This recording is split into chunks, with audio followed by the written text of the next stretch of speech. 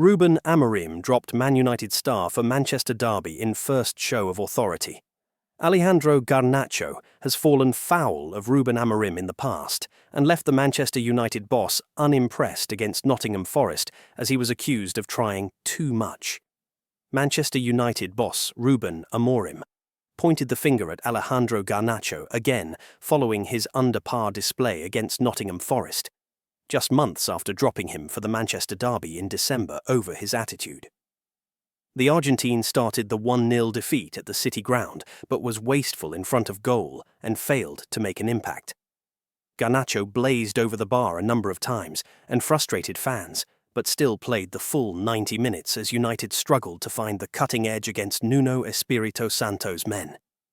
He has started to build up trust with Amorim after starting United's last 4 games, picking up 2 assists and 1 goal in his last 4 games before Forest, but his manager accused him of doing too much on Tuesday. "He's making everything. He's trying sometimes," Amorim said post-match. "You have one day where you are doing the right things, but in the final third, you are not that good. That can happen. That can happen in the game. The most important thing for me is when he needs to run back, he's running back. Of course, we want a player that has 1-against-1. Sometimes he's trying too much. He has Patrick Dorgu to make a movement, but I think he wants to help the team in doing his best. Sometimes he doesn't always make the best choice, but you can point to any player today." Garnacho was also left red-faced during the game as he was sent tumbling to the ground while attempting to stop former United star Anthony Elanga, who ran the length of the pitch to score a superb solo goal. Many fans questioned why he didn't foul him. The 20-year-old has found himself in the headlines for the wrong reasons this season after he left Amorim unimpressed with his attitude during United's win over Victoria Plzen in December. Reports have claimed the Portuguese coach was fuming after the player turned his back on him and walked away while he was trying to give him instructions before coming on as a substitute. He was left out of United's 2-1 win over Manchester City as a result over his show of dissent. According to the Daily Mail, Amorim at the time claimed that Garnacho was benched for the City game due to a simple selection decision, with Rashford also dropped from the squad. "We try to evaluate everything: training performance, game performances, engagement with teammates, push their teammates up. Everything is on the line when we analyse and try to choose the players. It is my selection." Simple, Amorim told Sky Sports before the match against Manchester City. "I don't want to send a message, it is simply an evaluation and they know it. The players are really smart. Everybody understands my decision and I have to choose. It is simple selection.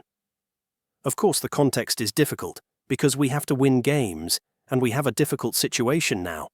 I pay attention to everything, the way you eat, the way you put your clothes to go to a game. Everything. I make my evaluation and then I decide." Meanwhile, in other news, Manchester United reveal new Old Trafford images for 100,000-seater stadium. Old Trafford has been Man United's home since 1910, but plans are underway for a new-build stadium on the same site. Manchester United have launched plans for a new 100,000-seater stadium at Old Trafford. Co-owner Sir Jim Ratcliffe confirmed upon the completion of his minority stake last February that his preference was for a new build to replace the 115-year-old home of United on the same site. Conceptual images and scaled models designed by the architect Lord Norman Foster were unveiled on Tuesday at Foster & Partners headquarters in London. The Manchester Evening News previously reported that club figures estimate the cost of a new stadium to be £2 billion. United have lost £300 million in the past 3 years, and they are in danger of breaching the Premier League's profitability and sustainability rules. But Ratcliffe believes a new stadium is financeable under the government's plans to regenerate the Trafford Park area, which has already received backing from Chancellor Rachel Reeves. It is estimated that the stadium and wider regeneration project has the potential to deliver an additional £7.3 billion per year to the UK economy. United have acquired land around the stadium to expand the footprint if or when they get permission to commence construction. United own 100 acres. The club surveyed 30,000 fans, and there was roughly a 50-50 split between those in favour of a new build and a redevelopment of Old Trafford. Ratcliffe, 72, has previously described Old Trafford as run down and opined that it had fallen behind the best arenas in world sport. Today marks the start of an incredibly exciting journey to the delivery of what will be the world's greatest football stadium at the centre of a regenerated Old Trafford, he said. Our current stadium has served us brilliantly for the past 115 years, but it has fallen behind the best arenas in world sport. By building next to the existing site, we will be able to preserve the essence of Old Trafford, while creating a truly state-of-the-art stadium that transforms the fan experience only footsteps from our historic home. Just as important is the opportunity for a new stadium to be the catalyst for social and economic renewal of the Old Trafford area, creating jobs and investment not just during the construction phase, but on a lasting basis when the stadium district is complete.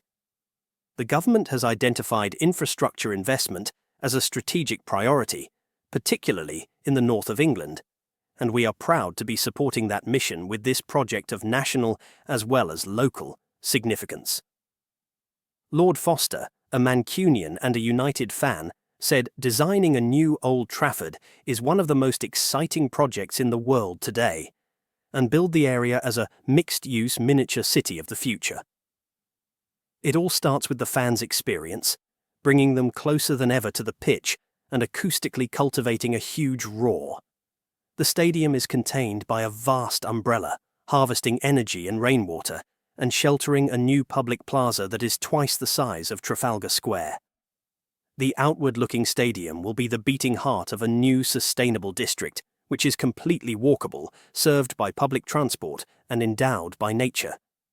It is a mixed-use miniature city of the future, driving a new wave of growth and creating a global destination that Mancunians can be proud of. Sir Alex Ferguson, whose £2.1 million a year ambassadorial arrangement will end at the end of this season, also threw his backing behind the project. Manchester United should always strive for the best in everything it does, on and off the pitch, and that includes the stadium we play in. Old Trafford holds so many special memories for me personally, but we must be brave and seize this opportunity to build a new home, fit for the future, where new history can be made. Meanwhile, in other news, Manchester United want to sign one of the best midfielders in the world. Manchester United are eyeing a summer move to sign Real Sociedad midfielder Martin Zubimendi for Ruben Amorim, GivMe Sports sources have been informed. The Red Devils are expected to oversee a major squad overhaul this summer as Ineos hope to rebuild the squad in the image of their new manager, despite the struggles he has had since taking charge in November. Financial constraints at Old Trafford mean they must look for value deals in the market, and one player who is now emerging as a target is Spain international Zubimendi. Spain international has a £51 million release clause. GivMe Sports sources can confirm that while Manuel Ugarte has established himself as a key performer under Amorim, Manchester United are still looking to add more legs to the squad during the summer window. Casemiro and Christian Eriksen are expected to be moved on this summer, with the manager admitting they don't provide the dynamic energy required, while there are reservations about using Kobbie Mainoo in the deeper midfield role, as he doesn't have the pace or stamina to perform there, and is more effective further up the pitch. A new striker is seen as the priority at Old Trafford due to Rasmus Højlund and Joshua Zirkzee's struggles this season, but a central midfielder is also high up on the list, and Manchester United are expected to take a close look at Zubimendi when they face Real Sociedad in the Europa League last 16 clash this week. The Spaniard has been described as one of the best midfielders in the world by his national team boss, and rejected a move to Liverpool last summer in order to stay with his boyhood club. But a deal is expected to happen this summer, and a move to the Premier League seems like the most likely destination. Zubimendi has a release clause worth £51 million, which represents fantastic value in a market where Ineos are tightening the purse strings. Reports from elsewhere have suggested that a move to Arsenal is extremely likely. But with Manchester United entering the race, it remains to be seen if they can convince him to move up north instead. Meanwhile, in other news, Ruben Amorim is facing his Erik ten Hag Cristiano Ronaldo moment at Manchester United. Garnacho hit the headlines after storming down the tunnel in the win against Ipswich.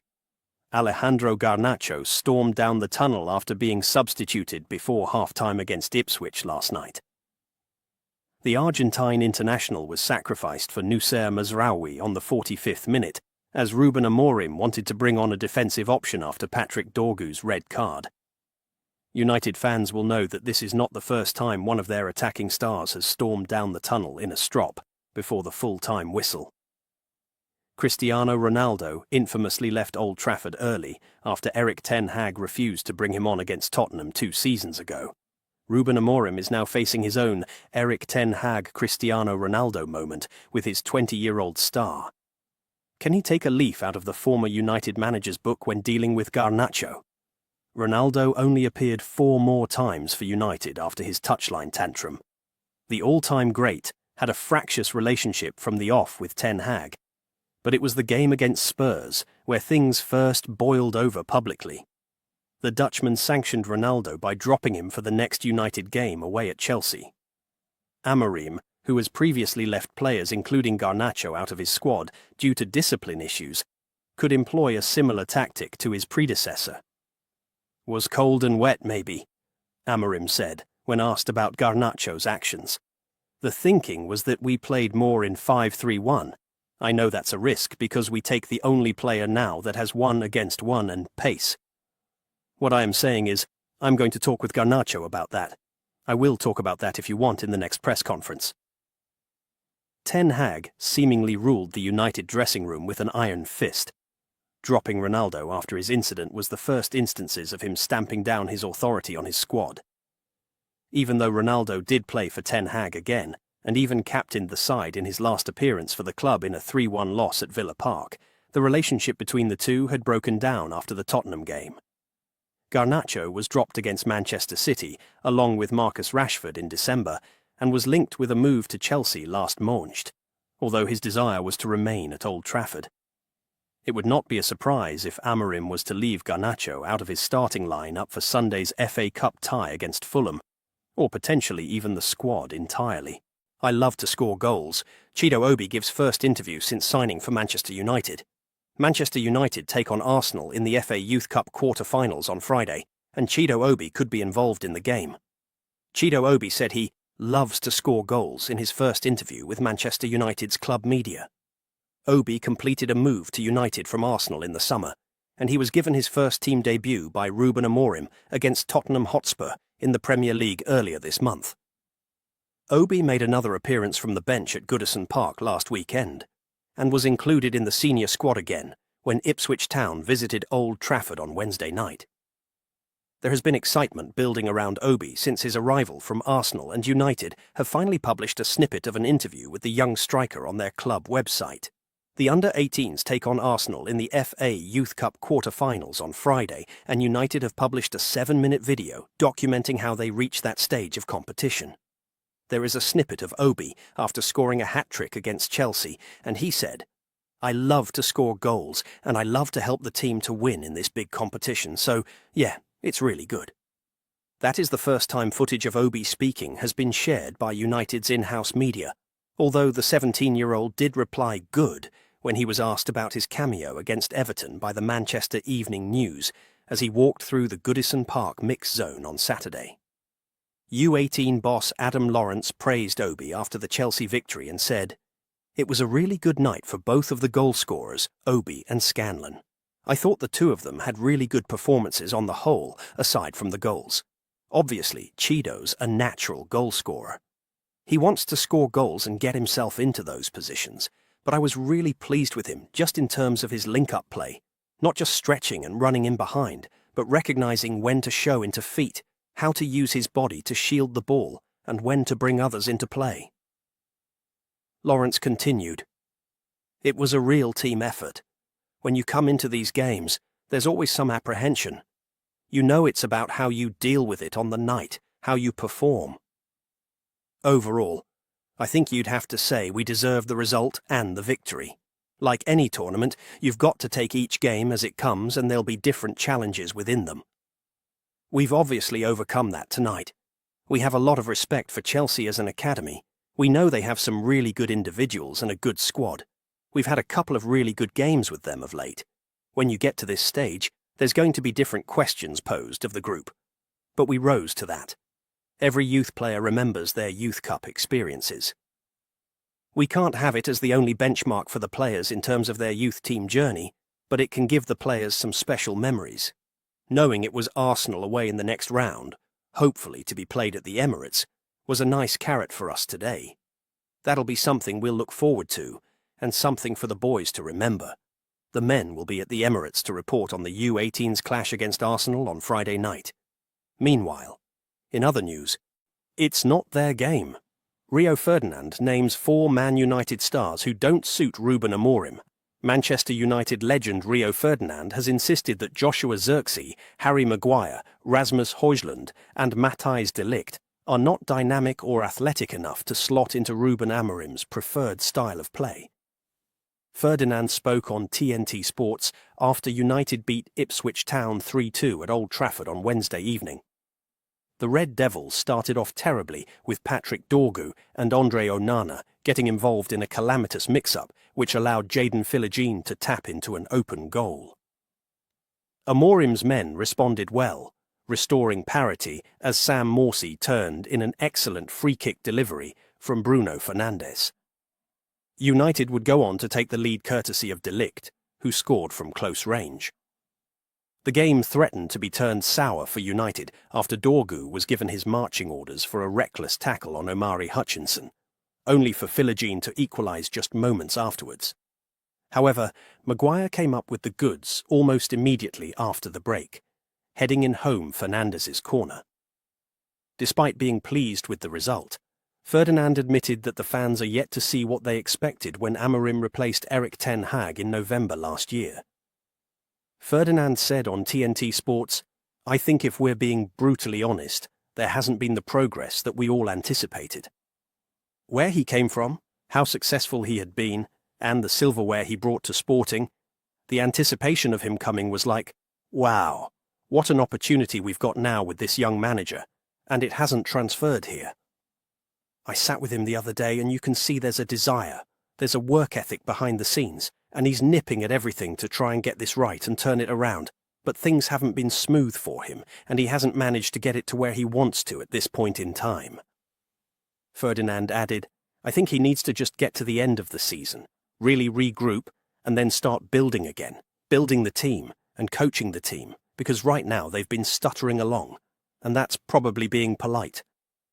I watched Sporting a few times, in Europe especially. They were an athletic, dynamic team.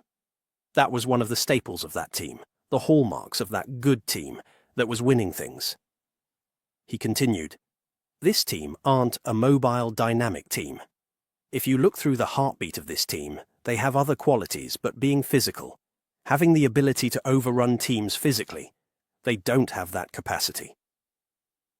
Asked whether Zirkzee is the type of player that suits Amorim, Ferdinand answered, "Oh, de Ligt, Maguire, Højlund, it's not their game. So I think he needs to find those type of players with the capabilities of carrying out not only tactically what he wants, but the physicality is equally important."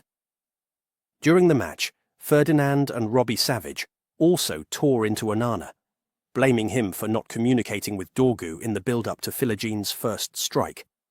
Savage said on commentary via Daily Mail, "Wow, Dorgu has tracked the run, and the communication between Onana and Dorgu must be non-existent.